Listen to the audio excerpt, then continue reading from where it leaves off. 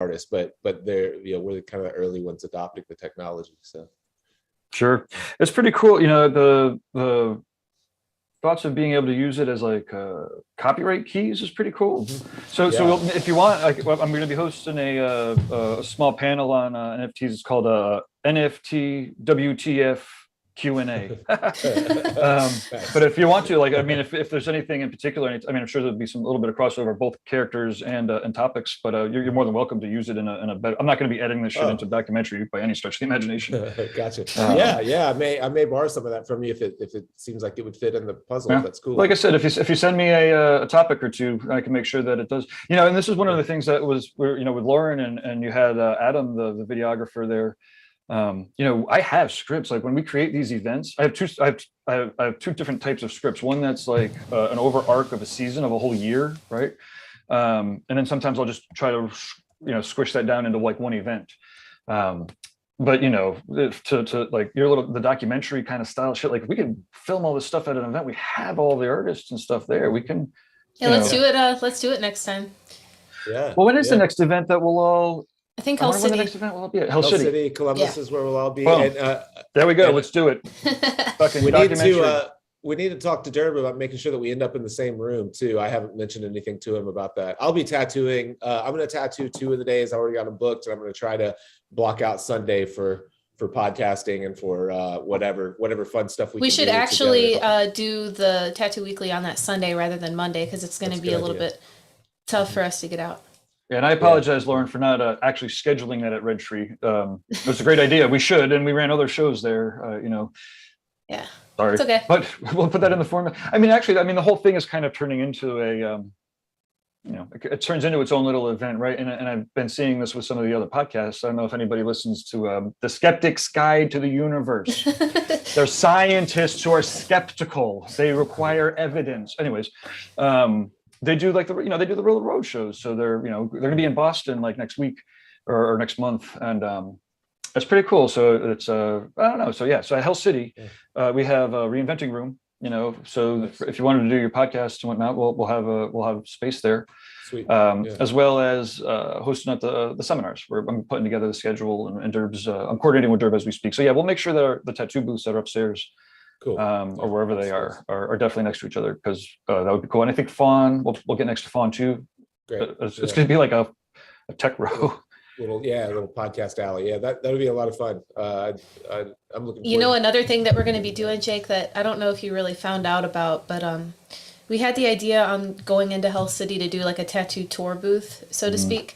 So we blacked out the windows and Jordan Ruckus's booth, blacked them out, set up a nice polarizing light, and basically just took tours of everyone's body. And at one point, Bob walks in and we're like, have you done this recently at all? And he said no. And I thought that was just something you don't have cool. You don't have any of those pictures to fire up, do you? I might in the background. Give me a second on that. But that was amazing. It's cool because as artists, you guys collect, but no one really is, showing off your work. We got Derb. We didn't get you, Gabe, but I got to get the geek. But I will. I'm definitely down. But yeah, it was a really fun experience, and I was honestly laughing my butt off because it was a situation I haven't not been in a long time, where I'm in a room, it's dark, there's a light, I've got a camera, and everyone's just in their underwear, like happy too, because they're like, look at this, I got this, and it's such a good vibe to talk about where you've been in your journey. So we'll be doing that in Hell City as well. You got like Derb, and who else? You got a lot of people. Pretty much mostly everyone there. Jason. Amazing. Jordan, awesome. Fawn, Jeremy Brown. Awesome. So we'll have to do that for you too. It'll be a lot of fun. Yeah, I'm always looking for a reason to strip down to my underwear at a show anyway, so it's perfect.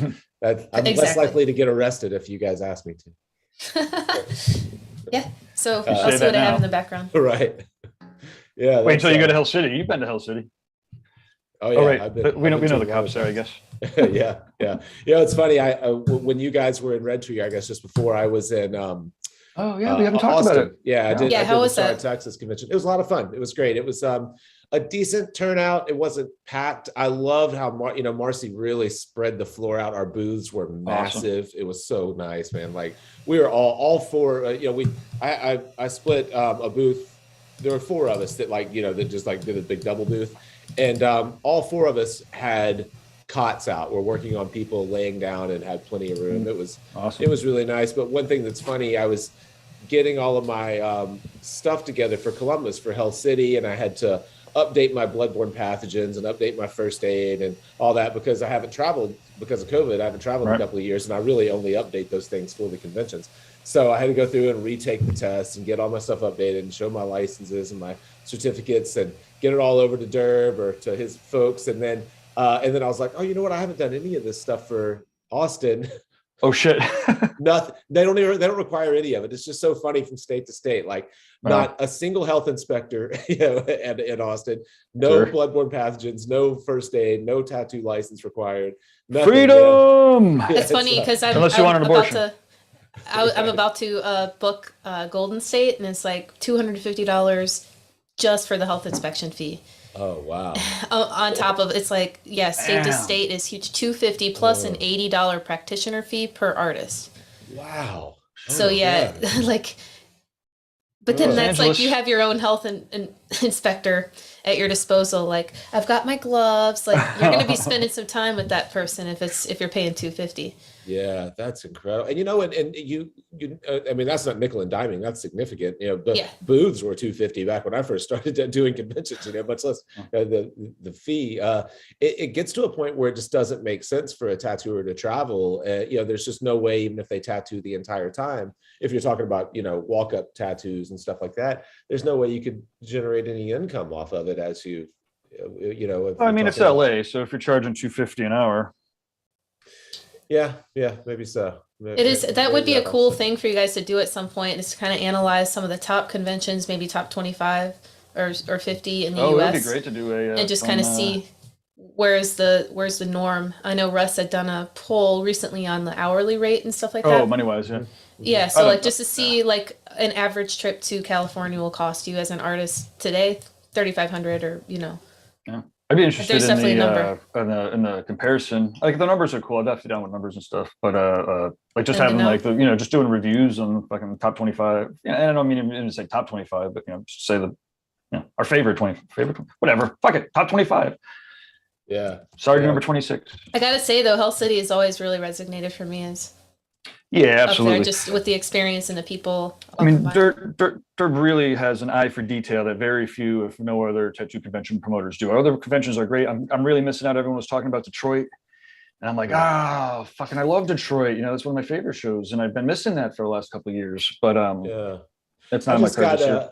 I just was checking my email last night, and I got an invitation to the New York Tattoo Convention that was supposed to be in the next couple of months, and they've moved it to the fall. You should go. They'll move it over Richmond. It's over Richmond, yeah. That's what I'd say. But I think it's the same weekend. When I saw the dates, I was like, that might be Richmond dates. It is. It is. Yeah. It was the same dates that we had. So for Paradise. Yeah. I saw that right when I saw that trifecta smash me in the face as soon as I saw the dates, but. Yeah, that's too bad because that New York convention looks like it is stacked with international tattooers, like high level international tattooers. I will be going to that one, so I would have loved to see you guys in Richmond. Yeah, I would say if it were anything about Richmond, I would make it happen. But I just that's in the top list as well, I would say. Yeah, I want to be, and I think that we're going to help. Well, it hasn't happened yet. I mean, I'm definitely down with everybody supporting and going, right? But it's hasn't happened yet. So. Yeah, I think we're going to help Jesse out this year too with the workshops the day that he does the day before. I forget the name of the Academy, Richmond Academy. Richmond Academy. Yeah, I think that Scott and I are going to help with filming, recording, and all that. So I'll definitely be at Richmond instead. But I hate to miss that. It looks like a great show, and I haven't been to New York in forever. It's in Brooklyn, I think, isn't it? I think so. Yep. Yeah. Oh well. Well, Stefano's doing his show in over the summer, I believe, July. Where is it? Empire State. Empire State. Yeah. Yeah, I think it's usually in July. Yeah. I'd like to do another New York show. I don't do a lot in the summer. You guys know we've got the boat over in Arkansas. So most of our summer weekends I like to spend at the lake and doing family stuff. So I try not to do a lot of tattoo travel during the summer. I try to do spring and fall. Well, that makes sense. Yeah. Yeah. Yeah. The tattoos and tattoo conventions will always be there. Do you guys want to see? I have maybe not always, some photos from last weekend of Bob. Do you guys want to? Oh yeah, for sure. Absolutely. Yeah. I'm gonna check out the so what's happening in the chat rooms. Sure. Yeah, I've been kind of responding on the fireside chat. Yeah, it's always popping in there. Yeah. Go. Are you guys seeing this clear? Oh yeah. Nice. Yeah, sweet. This is what See is how that? I Is it navigate? Is it Paul Booth's work? Yeah, down through there. He's got a lot of Paul Booth's work actually. Yeah. That's cool. I remember seeing that stuff in magazines back in the day. Mm-hmm.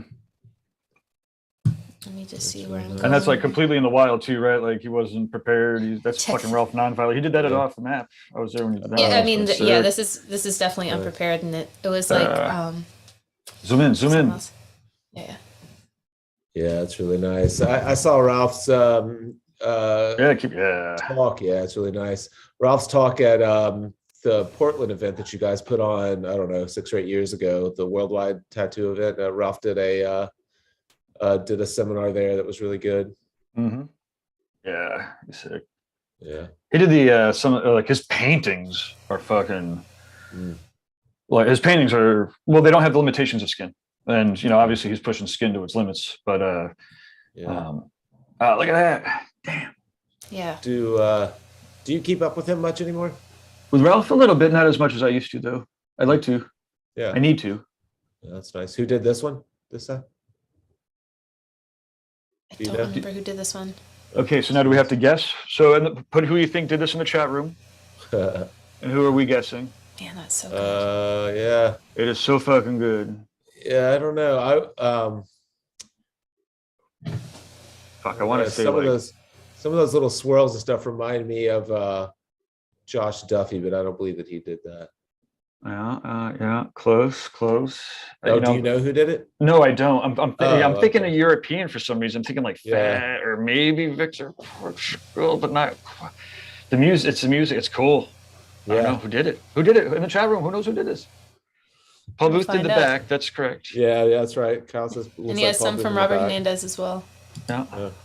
So we'll get. And I think he got this 4 years ago, if I'm not mistaken. I think he said 4 years ago. That feels like a fucking lifetime ago. DC. All right, so I'll zoom in. Oh, is there Johnny Cash? Yeah, Man in Black. Yeah. Fucking sick.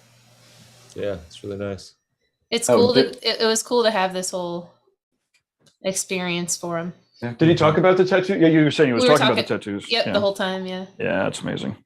So we'll have to share that with you guys at some point, so you can kind of hear his story. Yeah, and we'll have to edit these up too, right? To get the little boop, so and so is. Right. That Hernandez piece is fucking sick ass. Holy shit. Mm-hmm. I'm presuming that's Hernandez on the left leg. Yeah. Yeah.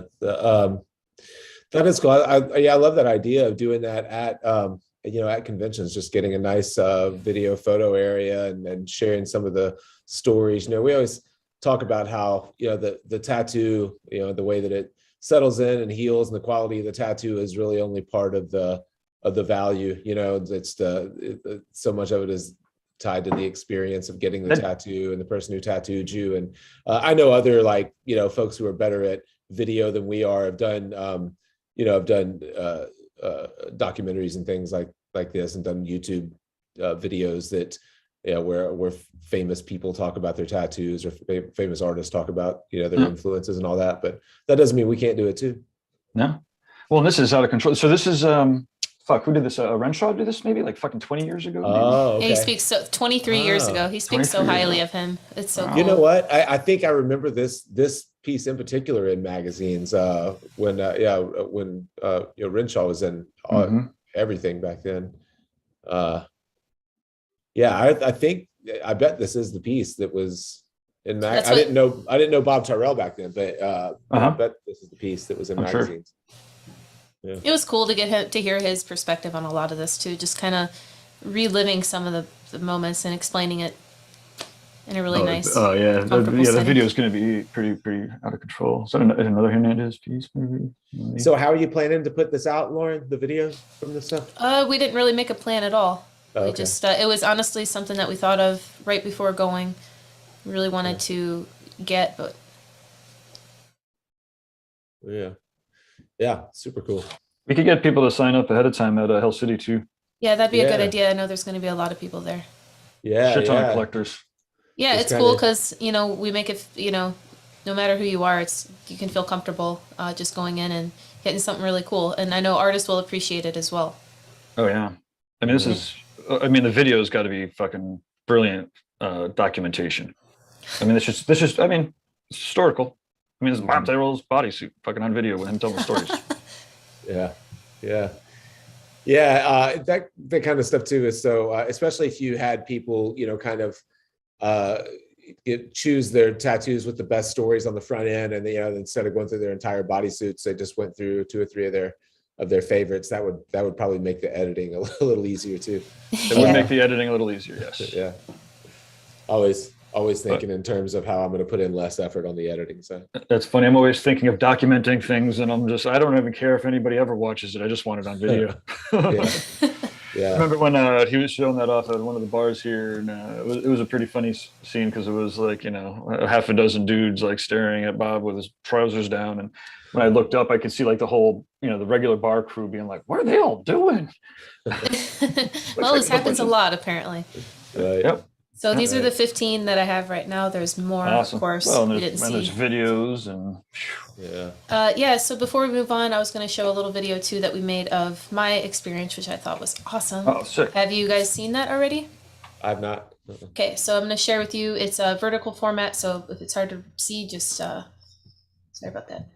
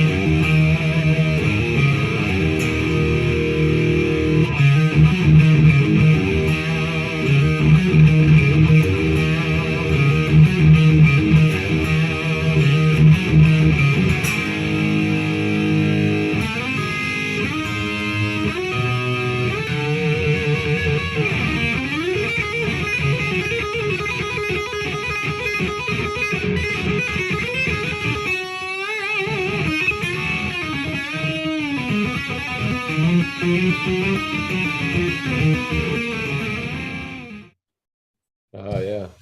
That Super was cool. kind of summed it all up real quick. Yeah. Was that what- Bob's guitar playing? Yeah. Yeah, that's cool. So it was a little loud, and then I'm thinking, you know what? He loves it loud. Yeah, it's great. Oh That yeah, piece- for sure. That piece is awesome. How long did that skull take him to tattoo? Well, it was in a probably would have taken a lot less time if it wasn't like a learning experience at the same time, Right. seminar setting. Yeah. Although it's Yeah. Bob, maybe not that much less. We started, kind of introducing things to everybody that was in the seminar around 3 and wrapped up maybe around midnight or so. Okay. Huh. I was super tired, but great experience. Yeah. We did do it all, got it all on video. So for it's like $100, $150, you can go and watch the whole thing yourself again and relive it. Yeah. Nice. It's a full Bob experience. He was amazing, man. Everyone fucking, it was awesome to catch up with him again in person, and just to see how he interacts with people and shares and his energy. Yeah. It's fucking great. What were there any other highlights with any other folks? Anything that stands out from the weekend? If you were given Tons of stuff. I really, really enjoyed meeting Jesse and watching him speak and like listening to him. So that was cool. Gabe, with all the events that you had on. Tony Urbanic gifted me a machine, and I was pretty cool because I'm from Wisconsin, so it was a PBR machine. Oh, very nice. Awesome. Yeah, so you won't that's be able to cool. see it very well. That's cool. Let's get Yeah. PBR on the coils. Yeah. Yeah. So I really had a fun time meeting Tony and hanging out, and also Conan Lee was surprisingly very fun to talk to, along with his partner Sarah. It was super cool. Along with Derb giving the whole tour of his the whole tour of True Tubes was pretty cool. Yeah, it was Yeah. cool. Retry. Renee did a back piece outline in like 4 hours. Oh gosh. I saw on her site the kind of layout and stencil. It looked like it was a beautiful layout, really nice. Yeah. Renee's a great artist. great. And she really Uh-huh. she helps set the mood just phenomenally well. I know it's kind of like a lot on someone to be filmed, to be having people pass through, to have someone talking, but she really did a great job at rolling through and start to finish, just kept going. I was She's so gone through impressed some- with her. I was so impressed with her at Paradise. She had the most difficult seminar by far. It was a plein air painting, so we had and of course we're trying to document everything there. And poor Fawn was doing her best in the drizzle and rain and sloped mud to set up a tripod and get audio and not let her camera equipment get damaged. And Renee, she handled it like a champ. She did. She taught as best she could out in the rain. We finally gave up on that, went and did a plein air painting from inside looking out a window. And but man, everyone made great paintings. She was like you said, she set the mood so well where there was no she was helpful, but it wasn't like intimidating where for people who had never done plein air before and never done watercolor before. I was really impressed with how she held it together in a difficult environment. So. Yeah, definitely. And we had her. She's probably our last interview. Actually, we haven't been doing interviews lately, but we did an interview with her on our channel at Paradise, and I think it went pretty well. Actually, I haven't gone back and watched it, but I think it was a good one. Did she tell the story about when she broke an asshole's hand at a tattoo convention? No. It's an amazing story. I mean, it's a horrible story, but an amazing story. Oh yeah, intentionally. He put his hands where they didn't belong. Oh. And she the story is somewhere on one of the needle jig interviews. She did like a full-length interview. Okay. And part of the transition of how things are getting better, and more equal, she taught a couple people that if you fuck with the wrong person, then you're gonna get your hand broken. She's an artist with a legacy, that's for sure. Yeah, once you meet her, you'll know. So yeah, that was a cool thing, and I didn't watch the whole plein air seminar like through my end while you guys did it, but I definitely will now. Yeah. I don't know how well. I can't remember if Fawn's recording came through okay, or if they ended up posting it. Gabe, somebody asked for it actually. I hate to remember this on air, but yeah, we should talk about that, Jake, so we can see what we got. And if sure, not, that would be cool just to see the atmosphere and to see. I don't know. Mm-hmm. Yeah, I know. Like I said, it was a challenging one to film, and Fawn was there doing everything. Yeah, some people paid for it though, and they were asking for it, and I was like, oh shit, I forgot. Yeah. So yeah. Like I said, either we need to, if the video isn't good, then we just need to get them the dough back. So we will see a lot of these artists too in Hell City, so I think we should maybe figure out from the reinventing community who will be there and share amongst each other so we can get some cool things rolling. I know Renee. I don't know if Ananda is going up there as well. Yeah. So yeah, I heard it'll be fun. Like I said, I mean, I imagine that as we get more organized and promote and more events happen, we could really start getting more fun people. Well, and again, part of the fun part about having the reinventing class all together, again, it'll be over 100 people. I don't know how many will actually show up on the Mondays, but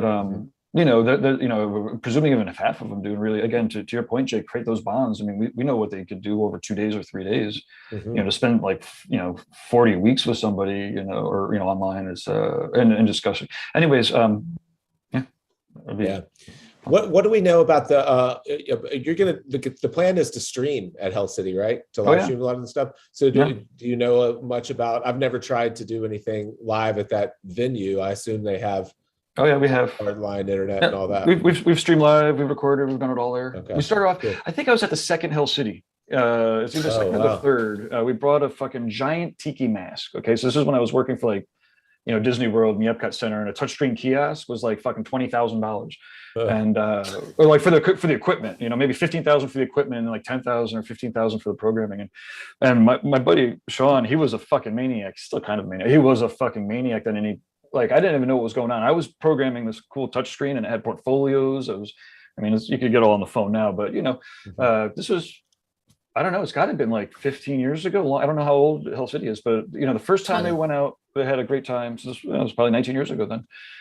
So anyways, he bakes this fucking 8-foot tall, massive Tiki Mask with its mouth open, and the screen is the mouth of the Tiki Mask. And it looked cool. Like it was like fiberglass. It took him like a month and a half, and for him and his the Dark Side crew to make it. But Yeah, so then, we wheeled in this big mass. It looked like a little Disney exhibit, right? One of those computery things. And that was fun, man. So yeah, Hill City's always been a fucking amazing time. I'm very excited to get back there again finally. Yeah, me too. I'm working on at least one of the pieces I'm working on is going to be pretty cool. So I was just thinking if streaming is an option, I may try to stream one of my tattoos. I haven't done that in a while. Maybe I could do a start to finish. We've been doing a little live streaming occasionally from my studio, but I typically only stream about 30 minutes to an hour of the tattoo and not the entire thing, just because I don't want to bother my client with cameras around them the entire time. But it might be cool at Hell City. I've got a couple of one-shot pieces I'm going to do that we. And you know what, too, Jake? Another cool thing that Derb told us is that Paul Booth is going to guest spot at Red Tree right after Hell City. Oh, nice. But yeah, the thing with the setup is like Fawn had a nice boom arm setup, and it was like you forgot about the camera altogether. Yeah. And you just had that little mic, that little lapel right there, and it was almost like it wasn't even happening. Yeah, that's nice. I've got to get that set up a little better at my studio. I'm still using C-stands and arms that come off a C-stand, so everywhere you turn, there's something that's going to poke you or jab you. If we happen to do some sort of tech panel, I would bring in Fawn 100%. Her setup in her booth. I don't know how it'd be like when they travel and stuff, but it was on point. Oh, nice. Yeah. I'd like to revisit that. We had tried to do kind of a podcast roundtable at Paradise BYOB, and it turned into more of I was hoping it would be more of like a gear and setup kind of, technical stuff, but it ended up being a little more about why we podcast and relationships with guests, which was fun as well. But I'd like to do something that was a little more. Maybe we could do a little segment on the Tattoo Weekly or something like that when we're all there, so we can show like our mobile stuff that we actually could bring with us to somewhere. Yeah. Rather than our home setup is going to definitely be a lot more, a lot better. But when you're moving and right. Yeah. I mean, and at least especially for the reinventing community, just having, it really should be in a course. And I mean, they could be videos, right? Like we could do discussing about the equipment, or maybe you guys could do discussing about the equipment. I'm like, I don't know, I got a camera, I plug it in and it works, and sometimes it doesn't, and I hit it and then it works. Yeah. But like a nice, like do like the rig rundowns or whatever. Rig rundown, that sounds cool. Yeah. It would be fun to do one for the home and then do one for the travel, and then it's amazing because everyone's got. Like I was saying, I guess everyone's kind of deferred to Sony's. What do you got, Jake? You got? I use Sony's. I don't know, not for any particular reason. It's funny. I thought because I wanted to go mirrorless because I wanted smaller body cameras to make it easier to podcast out of a backpack. But what I found using higher quality equipment, the size of the camera is completely irrelevant because the lenses are all the same size. It's like it doesn't matter if you have a small mirrorless body if the lens is that big. So. I think it's just, it was a sales pitch that got me that now I realize was completely useless. It's just like, doesn't matter if my camera's this big or this big. Yeah. So, but you said we may have a guest. It's 10 till we're running low on time. Is anybody in the waiting room? I just sent a text over. No, not yet. No. Okay. Well, you know what? Let me show off.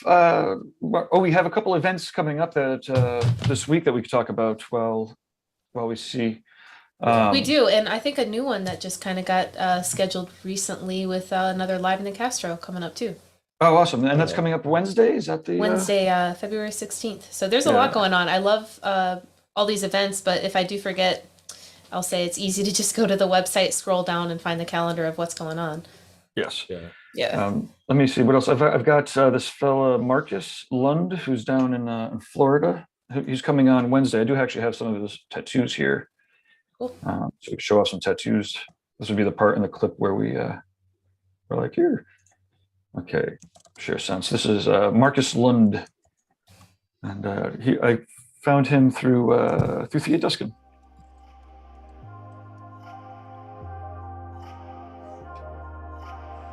And he'll be on Wednesday. He's got a pretty cool shop down, like I said, in Central Florida. Yeah, kind of near the Dolly Museum. Yeah, that's really nice. Do you know if this is healed or fresh? I think that one looks healed to me. Yeah, it looks healed. Maybe the gear at the bottom might be the only thing that wasn't.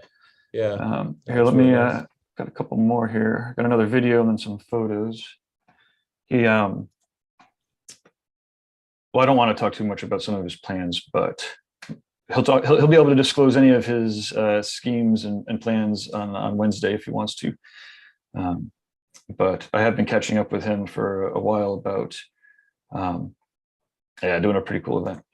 And he's wicked, and obviously he's clearly wicked artsy, and he's from one of the northern European countries.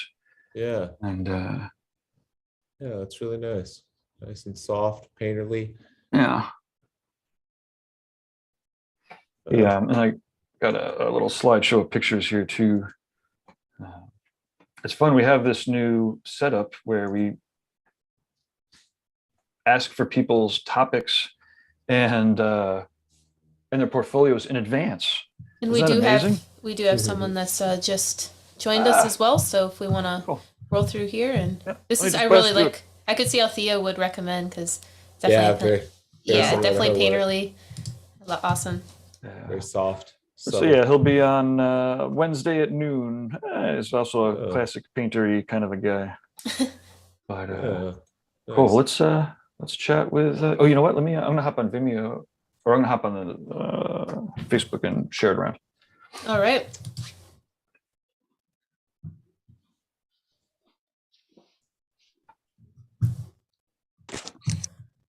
All right. Hey, Guy. I didn't know who our guest was going to be. Hey, Guy. How's it going? You. Oh, going good, Lauren. How you doing? Doing pretty well today. I'm excited for this week. Happy Valentine's Day to you. Oh, thanks. Yeah, it's this is kind of a big day, and yeah, for those listening, I know that they've probably been talking about this prior to my joining, but it's our big launch tomorrow, and of course, I've been doing this reinventing the tattoo thing for 25 odd years. But this is the first time that we've tried to actually make a real course out of it, like a weekly lesson plan and everything like that. And I think the thing that was the most exciting for me, and I know that some of the other people like Sandy that were working on the nuts and bolts of this saw this too, is just we got so much material. And I think part of the problem that we had before is people would they'd get a subscription, they'd open it up, and they're like, where do I even begin?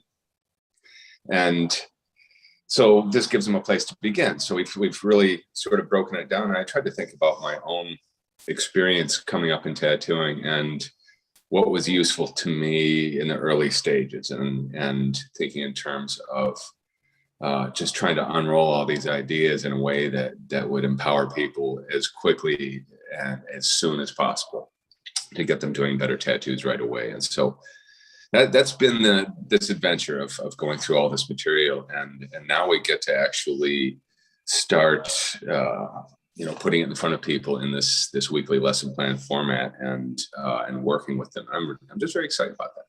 Yeah, that's really exciting, and I feel your pain of trying to figure out what, how to look back and determine, what's important.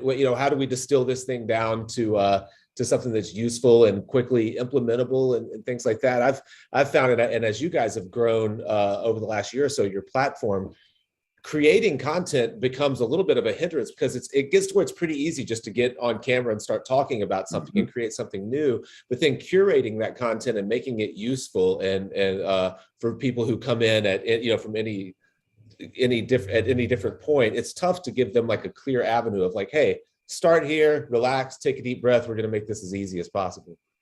Putting in a context that fits the individual. Yeah. And that's, I feel like that's this last year and a half, especially since we've been doing the live Monday night exercises, that's been a chance to try things. And in real time, we get to see how they work, how people react.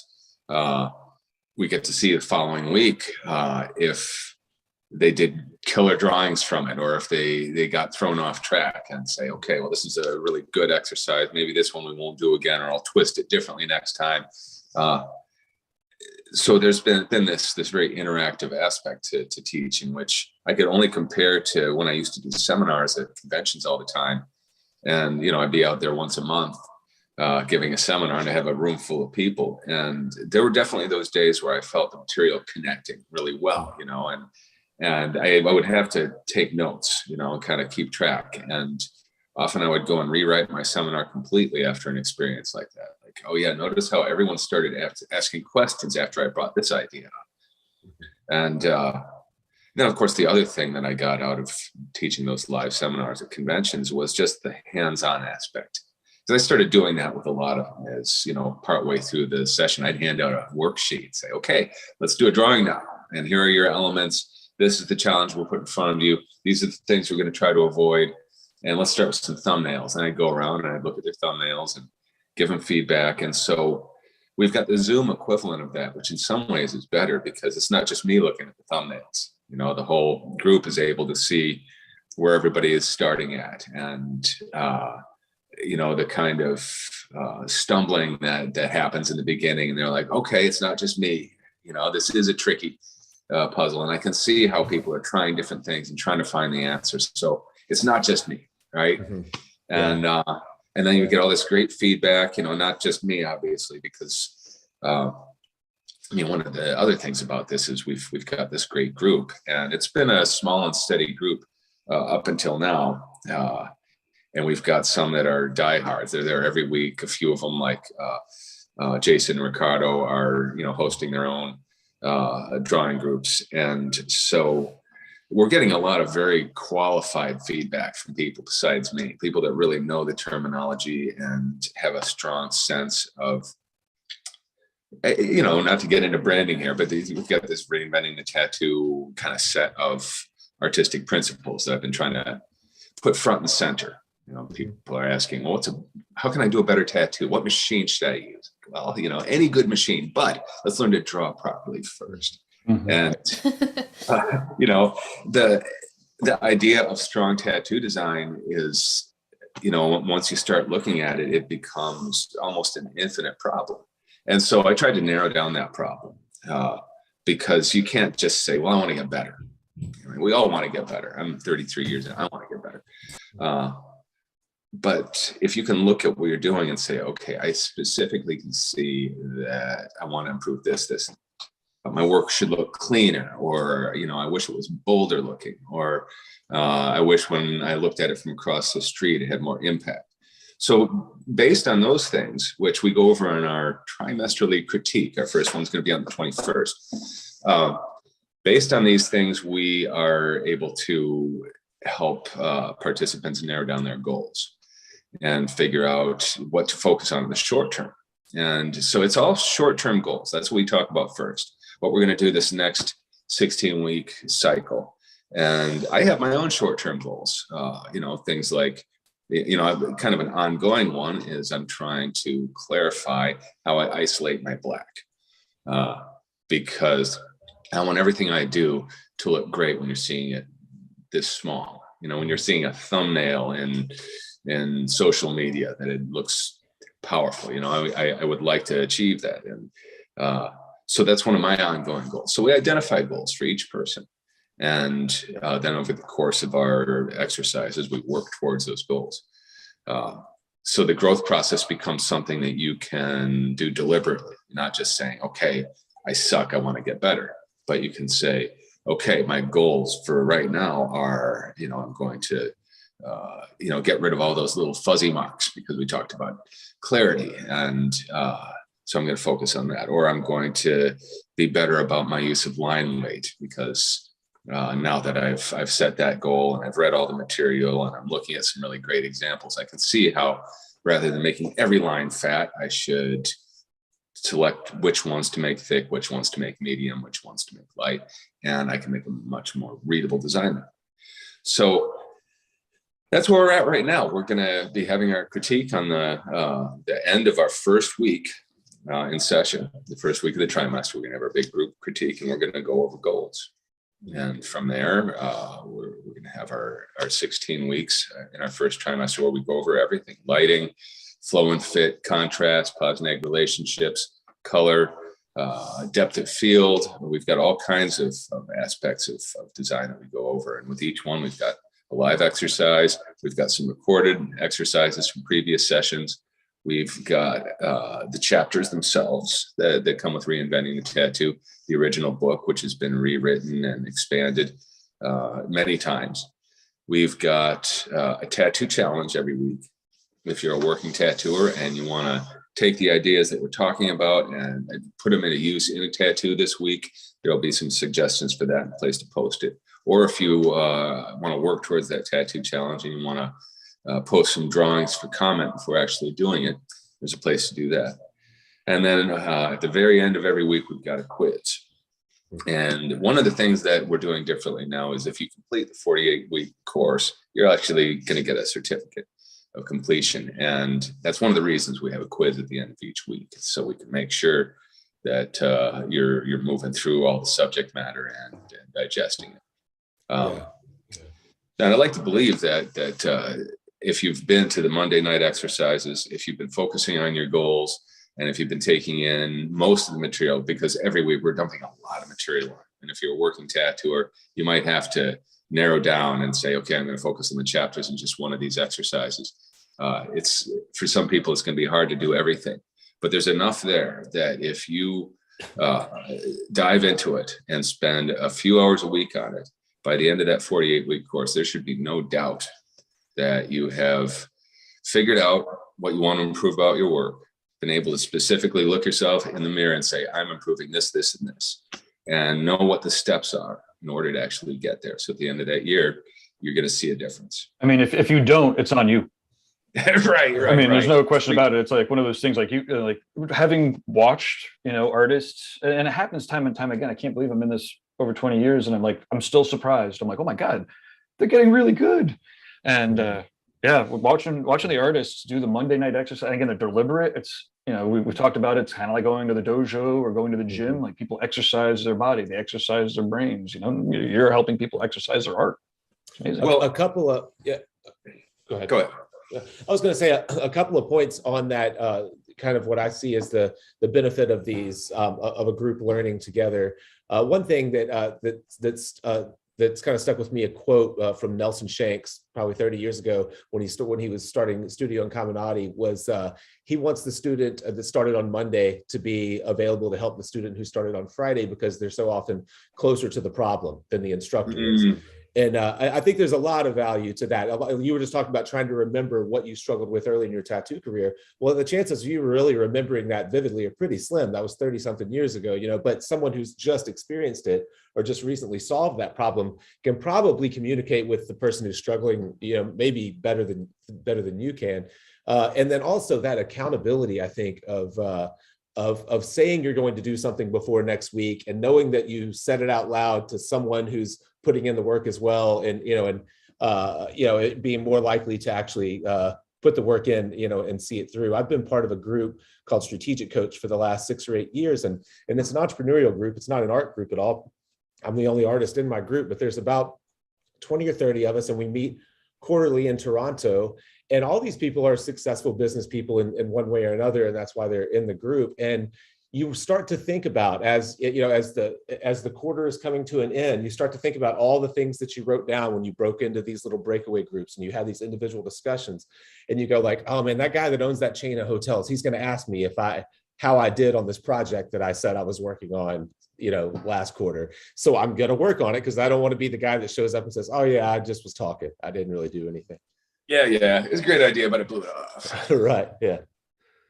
So. And it's interesting because Michelle and I have been watching this DVD lesson from this painter, Brian Mark Taylor. Now, in January, we did this painting challenge. This is our 3rd time doing the Strata Easel challenge, where we're painting every day.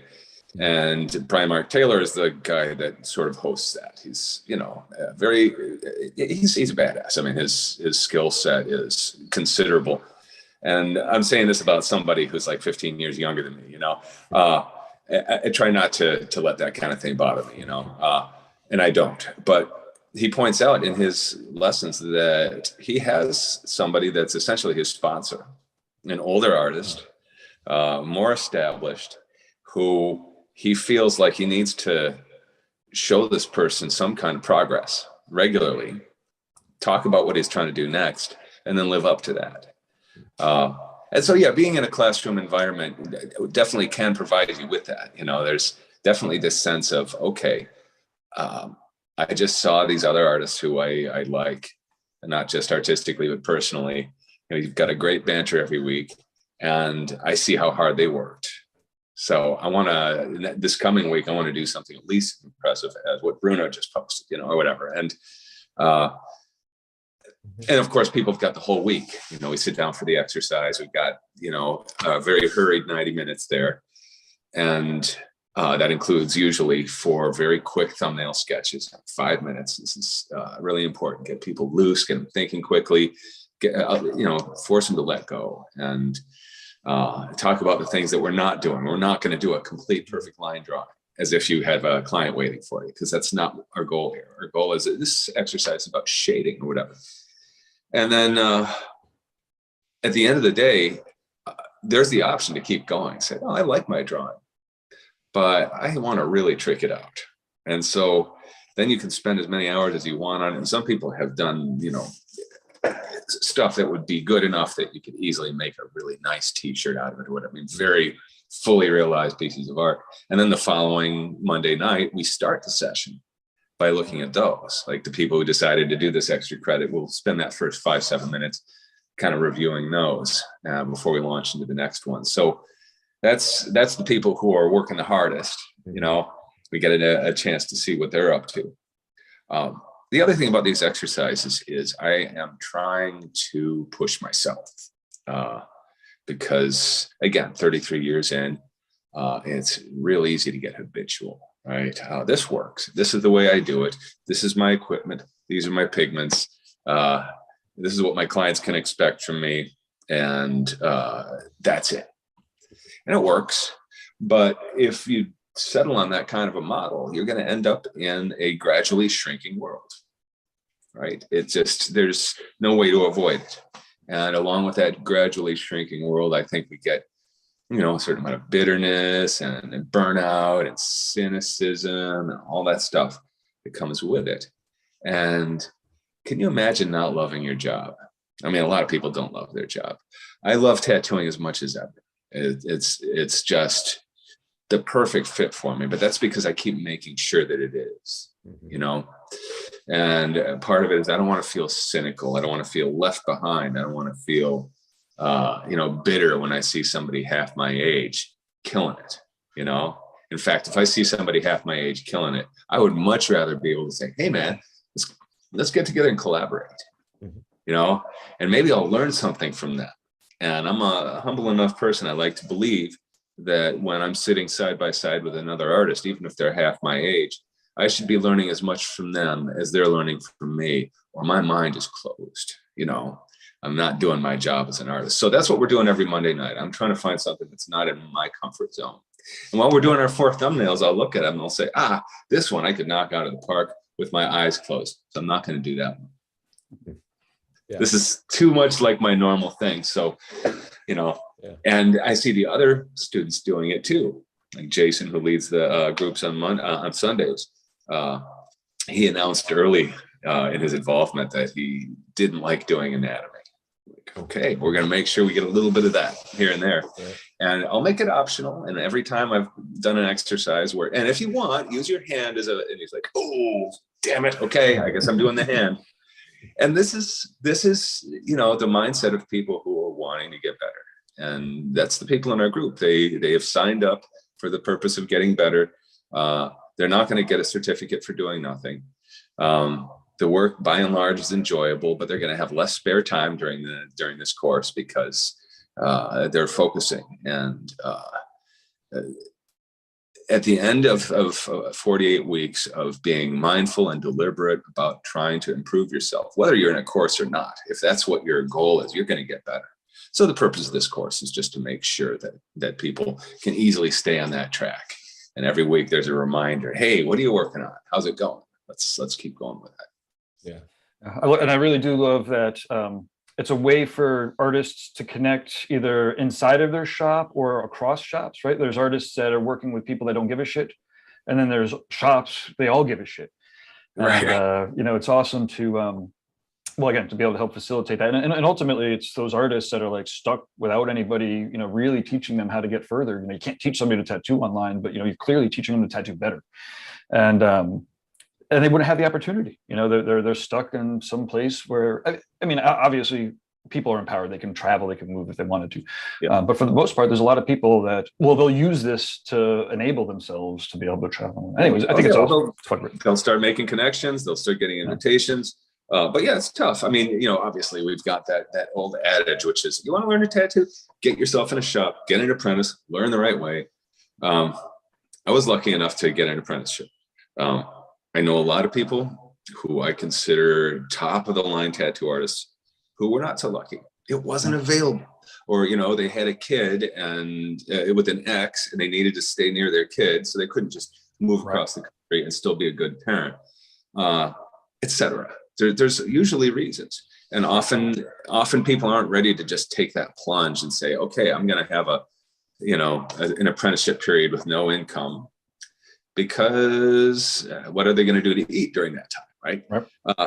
Not everybody can take that plunge. So hopefully this will help fill in some of those gaps, allow people to connect with other tattooers. I interviewed Steve Butcher a couple of years ago, and he was talking about his learning process, and he is a self-taught artist, and, you know, fucking great. Right. But during his learning process, he managed to connect with some other New Zealand tattooers, and they couldn't take him into the shop necessarily, because that's just the reality. It's like, yeah, we've already got every chair filled, but, you know, he got into conversations with these other artists. He showed his sincerity, and I cannot tell you how important that is. If you're trying to get into tattooing and you show your sincerity, people are going to help you. If they think that you're just like looking for quick fame or whatever, they're going to dismiss you. If your, heart is not in the right place, people can be very protective of tattooing as an institution. And I feel that way too. That doesn't mean I don't want anybody to learn to tattoo. I just want anybody who learns to tattoo to be doing it for the right reasons. Because when that happens, more happily tattooed people are walking around, and it's better for all of us. You know, if tattoos had a bad reputation, everybody that gets tattooed is unhappy about it. Well, guess what would happen? You know, we would all be affected by that reputation. So that's why we feel protective. If somebody is coming in that we think is going to create a local problem, tattoo a bunch of minors and infect them, and, create headlines, generally somebody will make a phone call and shut their ass down, right? We feel protective, and for a good reason. But at the same time, that doesn't mean anytime someone who's showing a lot of potential, who's got great artistic skills, and is showing interest in tattooing, that they should just be pushed away. I don't, agree with that either. People need to be encouraged, but in the right way. And definitely connecting with the larger tattoo community is one of the most important things you can do. Another thing that I've heard said many times, and yes, I 100% agree with this. Sometimes the best thing you can do is save your money, make an appointment with an artist who you really like, go get a tattoo with them, see what their attitude is, feel them out a little bit, say, I'm really interested in tattooing myself, and I've been hoping to learn, or whatever. I've been in the learning process, and I was just wondering if, when we're done with this, maybe you'd be willing to spend a couple minutes looking at some drawings I've been working on, or whatever. And before you know it, and it's not always going to go over well, but let's say you do that 2 or 3 times with 2 or 3 different artists, 2 out of the 3 are going to respond pretty well if you're sincere about it. Yeah. I've always thought that's one of the better ways to approach an apprenticeship, is to seek out people that you'd like to get tattooed by. And another thing that I feel like has, with the evolution of online learning, your platform, our platform here at Fireside, I think that we've become a nice accessory to a good apprenticeship, because a lot of times being a good tattooer doesn't necessarily make you a great mentor. A lot of times you don't know how to start with someone. Even if you want to be the best mentor you can, there's never really been a blueprint for how to apprentice someone effectively. And I've had a couple of folks, one in particular stands out, a woman named Shelly that runs a tattoo school out in Oregon. And she said that she's used some of our older technique episodes, our 3 Minutes to Better Tattooing episodes. She's like, I've made playlists and clipped a lot of your stuff down. I hope you don't mind, but I use it as like accessory learning for some of our students. It's like, well, that's fantastic that you're able to that you have access to so much more information, and you can kind of curate other people's teaching rather than having it all on your own shoulders. And you'll get your 3% royalty check every quarter. Right, exactly. Yeah, of course, she like pays me out every week. I think too that it like if you are looking for an apprenticeship and it is, say, like Kyle or someone new to the industry, it does create a nice clear path as to what type of artist you should be looking for. And it really makes you go on a much more level-headed rather than just swinging at anything you can because out of desperation or what, but to really know what you're looking for in a mentor. Going through something, that's one of the benefits I see of everyone going through. They're becoming better teachers themselves, better able to recognize, good art. So having access, 20 years ago, you couldn't hop online and get access to Guy or to Bob Tyrell or to Ivana or to Renee or to, it just wasn't even possible. So people weren't necessarily talking about you couldn't talk about the moral implications of just learning how to tattoo, from the internets because it didn't exist. Yeah. And of course that's a rat's nest of moral implications right there. But, sure. The most practical answer to that is, I guess what we would call harm reduction, right? Knowing that there's a lot of information and misinformation out there. Just letting it be known that there are places where you can get solid information. And I think when somebody, watches one of Jake's podcasts or tunes into Reinventing, it's obvious that it's coming from a place of experience. These things are well cited. There's a lot of videos out there that are, on YouTube, if you use, how to tattoo, in your description, you can be showing the worst advice possible and you're going to get tens of thousands of views. And they do hundreds of thousands of views sometimes. Right. And this is what we're up against. Right. But I remind myself that most of the people who are watching these videos are either going to drop out of tattooing really fast, leave us with a bunch of cover-up shit to do, or they're going to get serious at some point or another. Probably 80% are going to drop out and 20% are going to get serious. And I don't know if there's anything we can do in this day and age to prevent that vetting process from happening on a bunch of unsuspecting people's skin. But you know what? If you go and get tattooed by a drunk guy in their apartment, you really should be shocked. On you. Yeah. I mean, it's a shared responsibility, right? Like the tattooer has a responsibility to absolutely always try to do the best tattoo they possibly can, but it's also up to the client to make sure that they're trusting their skin to somebody that is worthy of their trust. And if you get a shitty ass tattoo, it is your fault. It's better to, not I don't want to encourage it, of course. I want to share my early experiences. I was 16 and pretending to be 18 and getting tattooed at this biker place. And, I made all the dumb mistakes, like hand poking an outline on me and asking what it would cost to have it colored, all the stupid newbie kind of stuff. Right. And I think this is one of the reasons why I have found it so easy to be patient with people who are coming in with wrong-headed ideas, because I certainly had plenty of, and I'm ageist, right? So if I'm allowed to enter tattooing as a teenager with a whole bunch of wrong-headed ideas, then I just assume that that's kind of normal. That this is, how could you know? Now, of course, these days there's a lot more stuff. You could be watching TV shows about tattooing and that kind of thing. Back then, we didn't have anything, right? I didn't even know there was such a thing as a tattoo magazine. I didn't even know what a tattoo machine looked like or how it worked. Anything, right? So it was a much different experience at the time. But my thought was, okay, this is a business. These people are professionals. I should be able to bring anything that I have drawn into any qualified professional, and it's going to look exactly like my drawing. Why wouldn't it be that way?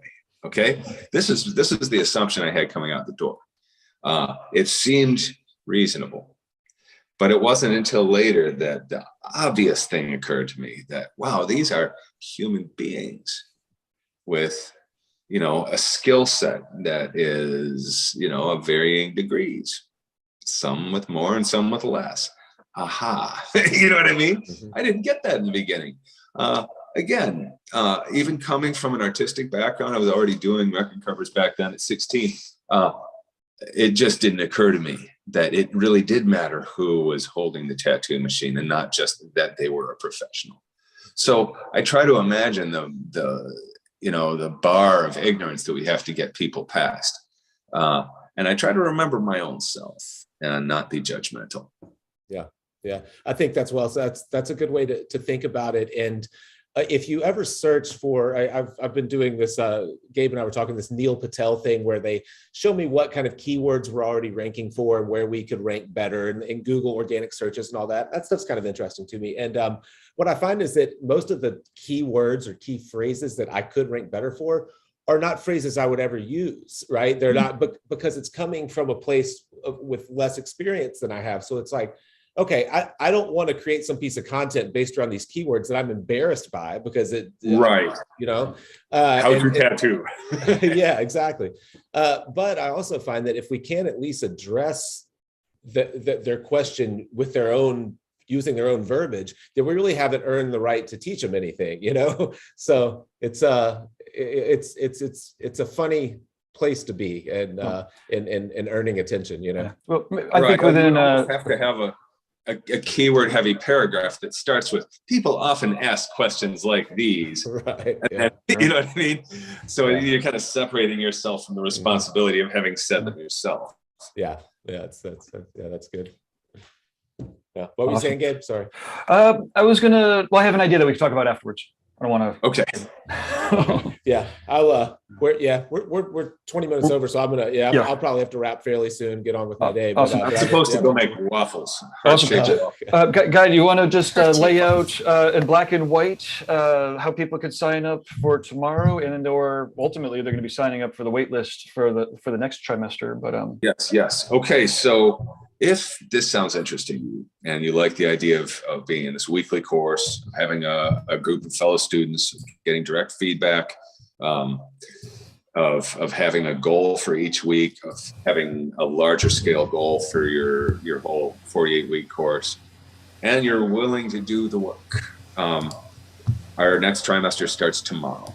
And what that's going to consist of is you're going to get your first dump of chapters, seminars, a bunch of videos, things like that, tattoo challenge. And at the end of the week, we're going to have our goals related critique session. And followed by this every week, you're going to get, I don't know what that hissing sound is. We got a loud. I don't know. I hear it too. I bet Gabe making tea. Oh, no, my mic was off. That's my dog's barking, but. Okay. Yeah. Who knows what that was, but it stopped, whatever it was. Okay. But anyway, every week you're going to get, all this stuff and all this feedback. So if this sounds interesting to you, if you want to get on tomorrow's trimester, if you're ready to start, reinventingthetattoo.com. Today is our last day of sign up for tomorrow's trimester. Other than that, you would end up on a waiting list. Our next trimester starts 16 weeks from tomorrow. I think actually we're going to have a 1-week break in between there. But reinventingthetattoo.com, if you click on it at any time that isn't during our enrollment period, you'll get a waiting list where you can sign up there, and you'll get a few interesting info packs from us in the meantime, and some other goodies. If you know anybody in your shop that you think might be interested, or if you work in a studio where you believe the whole crew might be down for trying this out, we actually offer a shop pack, 5 for the price of 4. And we've got a couple of studios on board already, and we're really excited to see, how that goes, how they work with each other and encourage, because they're going to get a little bit more of that peer encouragement than you would get just from the online experience. So there's that option too, if you work in a studio with other artists that might be interested in growing too. So that's where we're at right now. Final day of sign up for this trimester, but you can always sign up for the next one if you're not ready for this one. If you are ready for this one, we're going to ask you to, this coming week, come up with photos of 3 different tattoos that you think are a good example of where you're at right now. And to submit those, we've got instructions of where to send them in and everything, so that those can be in our Monday night critique, which is going to be happening a week from today. Actually, a real quick question for apprentices and apprentice types. I imagine that the best artwork in any medium is what you're looking for. Yes. If you're not tattooing yet, yes, 3 drawings. And that was the other thing we were talking about apprenticeships earlier. Every week, in addition to all the lessons that I listed, there's also an apprentice or fundamentals exercise. That's what we call them. And some of them very basic, like let's shade a sphere kind of things. And of course, the heavier exercises that we do on Monday nights, I'll always suggest simpler and harder variations on them, so people at any point in their learning experience can still join them. But there definitely are things every week that are aimed at people who are in the apprenticeship stage. And if you aren't tattooing yet, the weekly tattoo challenge you can do as a drawing. If you are in a shop and you are apprenticing, speak with your mentor about if they think this program would be good for you in the context of the apprenticeship that you're doing. It would, but of course they have to think that too. And if they like the idea, then perhaps that can become an actual formal part of your apprenticeship on top of whatever floor mopping and stuff that they're having you do. My own apprenticeship, was a little piecemeal. My boss was not a consistent person. He had struggles that sometimes kept him out of the shop. But when he was on point, he was very interested in seeing me do stuff besides just blunder through tattoos. So, okay, here's some Carrie Barber flash, killer drawings. Let's see you color, And then he would give me really solid feedback, like, okay, the shading isn't strong enough. You see how, you look at it from a distance and everything looks kind of fuzzy. Make the shading stronger just in the eagle's body, and that's going to make the rest of it look stronger. And then once I'd done enough of those, he had me draw a whole set of flash, black and white. Then a couple months later, I had to do a whole set of color flash. And yes, these sets of flash are still circulating, and they're kind of entertaining. I won't call them embarrassing because, hey, I was 20. But that was kind of what got me thinking about, the idea that every week we should be drawing something. We should always be drawing something, no matter where we're at in our learning experience. And one of the things I've liked the most about this for my own purpose is no matter what I've got going on my week, no matter how many tattoo clients I've got coming through, or if I happen to be on family vacation or whatever, I'm still going to do a drawing. It's still going to be a challenge. It's still going to be focused on whatever it is that I'm trying to get better at the time. It's going to be quick. It's going to be really, directed at the learning experience. And at the end of it, I should feel like I've pushed myself up that hill another notch. And it does feel that way. So, yeah. If this sounds interesting to you, please come join us. Yeah, that's exciting. And guys, I didn't link to this if you're watching on the Fireside channel. I don't have a link to this. I do have a link to just the Reinventing the Tattoo, our affiliate link, just to get to Reinventing the Tattoo. And I would imagine you can find your way to this. That might actually be, that's probably the older link. Oh, I don't know. I bet it is. Actually, I bet you're right. I bet you're right. I haven't updated it. We need to double check it. I think I did communicate with Ali a little bit, but just to make sure, just go to reinventingthetattoo.com. You'll find it. Or if you're on Instagram, you can open up my profile, click the link in there. That'll take you there too. Well, it's exciting. I can't wait to hear, how it goes. I wish you all the luck in the world. It sounds like an adventure and probably a lot of work on your end. So good luck. Yes and no. It's always a lot of work just keeping up with these things, but we've already been doing so many of these things regularly. I've been doing these exercises, without a break for, year and a half now. And you know what it's like. You've got your podcast. It's an extra responsibility sometimes, but it is such an important part of completing your week, I think that people learn to, if you start getting into the routine of thinking like somebody who's learning or who's trying to learn, who's trying to get better, you'd feel a void if you didn't have a little something like this every week. Yeah, absolutely. Awesome.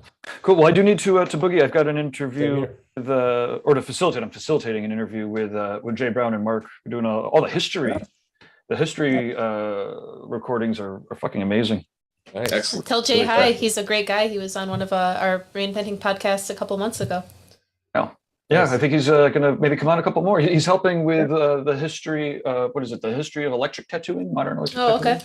He's got a lot of cool stuff. For the reinventing. So, well, just real quick, I guess I got to go. But all the historians have been posting up stuff on Facebook and whatnot. And as we were moving into the new reinventing learning platform, it was like, wait, we could have a course, right? So instead of these posts going off into the Facebook, Never Land, we could have a chapter, and we could put all of the posts that are about the specific chapters in there anyway. So we're working on beefing out our All that reinventing stuff in the same place is valuable. Yeah. absolutely, Super. and it's all in reinventing. Again, these are the free lessons that are on reinventing. So Yep, there's All a right. lot of free stuff there too. So yeah, you can go to reinventingthetattoo.com, click on it, and check out the free course as well. awesome. All right. Exciting. All right, hey Great- everyone, great seeing you great guys. to see you all. And Thanks everyone, again. good. Thanks. Cheers.